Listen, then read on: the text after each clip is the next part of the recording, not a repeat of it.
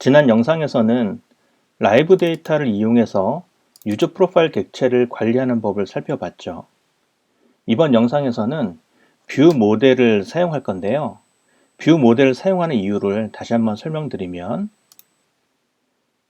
안드로이드 핸드폰은 사용하다가 메모리가 부족해진 상황이 됐다거나 아니면 핸드폰의 기기의 방향을 바꾸게 되면 사용자의 의도와 상관없이 액티비티를 디스트로이 시키고 다시 크리에이트 시키는 그런 과정을 합니다. 그러다 보면 액티비티에서 운영하고 있던 데이터가 삭제가 되거나 초기화가 되는데요. 예를 들어 우리가 이 사용자 프로파일을 보여주는 정보에서 수정을 한번 해보죠. 전화번호를 2222이 아니라 1234로 수정을 하고 저장하면 이 액티비티에서 관리하는 유저 프로파일 정보에는 수정된 전화번호가 저장이 되죠. 하지만 기계를 회전을 시키면 이 액티비티가 디스트로이가 되었다가 다시 크리에이트 되는 과정에서 가지고 있던 유저 프로파일 정보는 없어지고 다시 초기화가 되는 문제가 있습니다. 이런 정보를 유지하기 위해서는 결국 액티비티 내에 이런 데이터를 둬서는 안 되고 액티비티와 라이프 사이클을 달리하는 외부에 이 데이터를 두어야 하는데요. 이때 사용되는 것이 뷰 모델입니다. 이제 우리가 액티비티 안에 있는 라이브 데이터를 밖으로 끄집어내서 뷰 모델을 한번 만들어 보겠습니다. 뷰 모델은 New Java 클래스 하시고요. 사용자 정보를 관리할 뷰 모델이니까 유저 프로파일 뷰 모델, 그리고 안드로이드 X 라이프 사이클에 정의된 뷰 모델을 부모 클래스로 해서 정의를 하겠습니다. 그리고 이 안에 있던 라이브 데이터를 안으로 옮기고요. 물론 우리가 밖에서 접근할 것이기 때문에 프라이빗 대신에 퍼블릭, 그리고 이 안에서는 우리가 외부에서 정의한 이 뷰 모델을 가지고 접근할 거기 때문에 유저 프로파일 모델을 생성해서 이것을 통해서 라이브 데이터를 접근하도록 하겠습니다. 이 뷰 모델에 대한 생성은 간단한데요.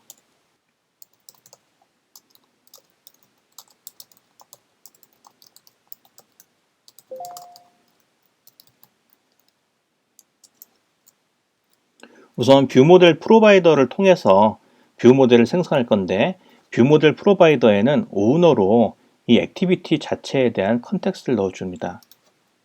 그리고 get 하시고 우리가 만들고자 하는 뷰 모델 클래스를 지정해 줍니다. 그러면 이렇게 모델이 생성됐고요. 이 안에 있는 라이브 데이터를 이용해서 모든 것을 처리하도록 하겠습니다.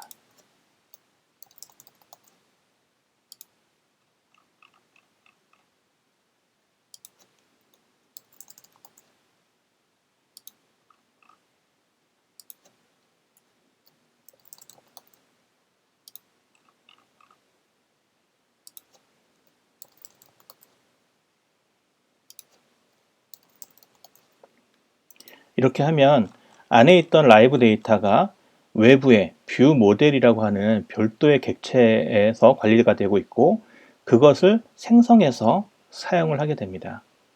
이렇게 해서 한번 실행을 해볼까요?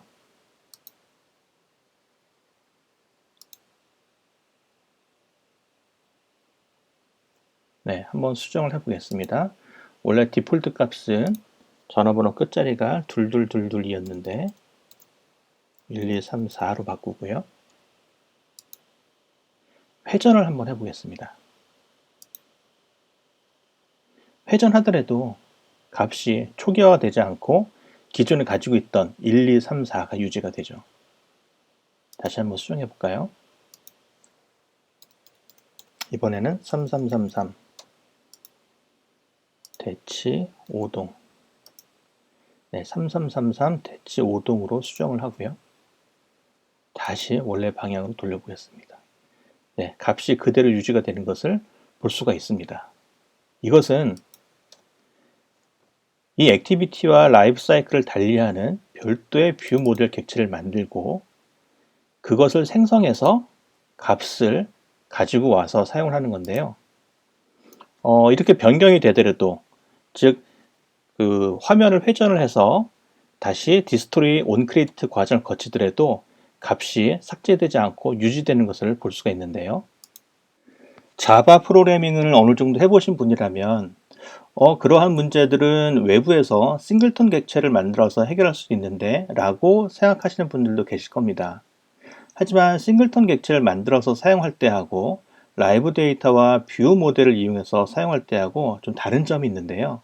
싱글턴 객체를 만들어서 사용하게 될 경우에는 물론 액티비티가 디스트로이가 되고 다시 크리에이트 되더라도 외부에 있는 싱글턴 객체에서 관리를 하고 있기 때문에 그 데이터를 그대로 이용할 수 있다는 점에서는 싱글턴 객체를 사용하셔도 되는데, 다만 싱글턴 객체를 사용하게 되면 예를 들어서 이렇게 콜백 함수를 리스너를 걸어준다라고 하면 반드시 우리가 주의해야 될 게 이 액티비티가 화면에 보여지고 있을 때만 리스너가 호출이 되고 화면에서 보이지 않고 있을 때, 즉 스탑이 되거나 디스트로이가 되었을 때는 반드시 리스너를 다시 해제를 해줘야 메모리 릭이 발생하지 않습니다.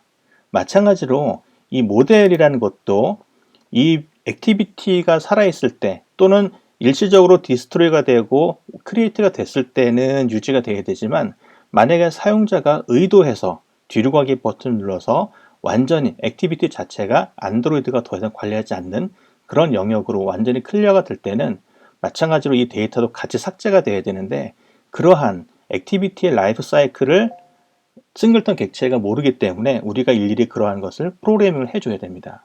하지만 라이브 데이터하고 뷰 모델은 여기서 전달된 observe에서 전달된 액티비티, 뷰 모델 프로바이드에서 전달된 액티비티, 이 액티비티의 라이프 사이클을 라이브 데이터와 뷰 모델이 알고 있기 때문에 이 액티비티가 스타트, 스탑, 크리에이트, 디스트로이 될 때마다 적절하게 리스너를 유지하기도 하고 삭제하기도 하고, 또는 데이터를 만들어내기도 하고 데이터를 완전히 삭제하기도 하고, 이런 식으로 라이프 사이클에 따라서 데이터와 리스너를 자체적으로 관리해주는 그런 장점이 있습니다.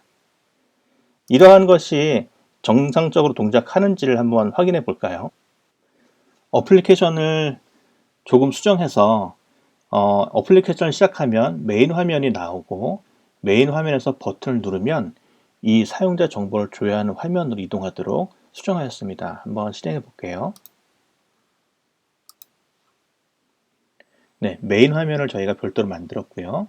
여기서 사용자 정보 조회라는 버튼을 누르면 저희가 지금까지 작업했던 사용자 정보를 보여주는 화면으로 이동하고, 여기서는 당연히 디폴트 값인 1111 2222이 표시가 됩니다. 수정을 누르면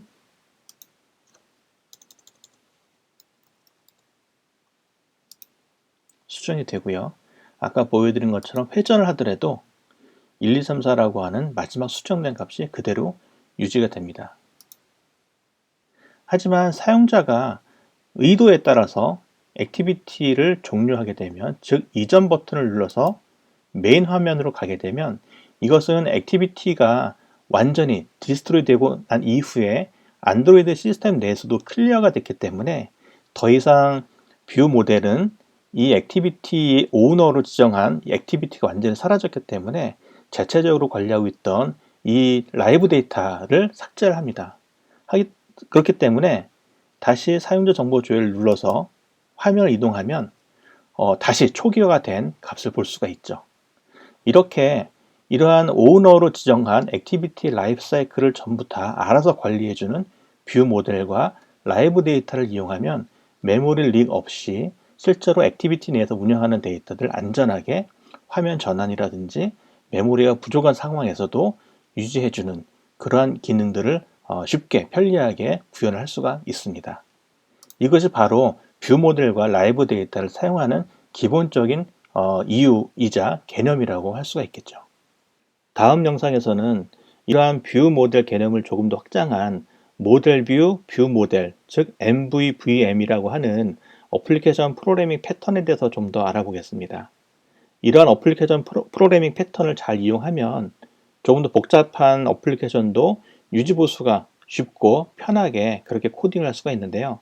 다음 영상도 기다려 주시기 바랍니다.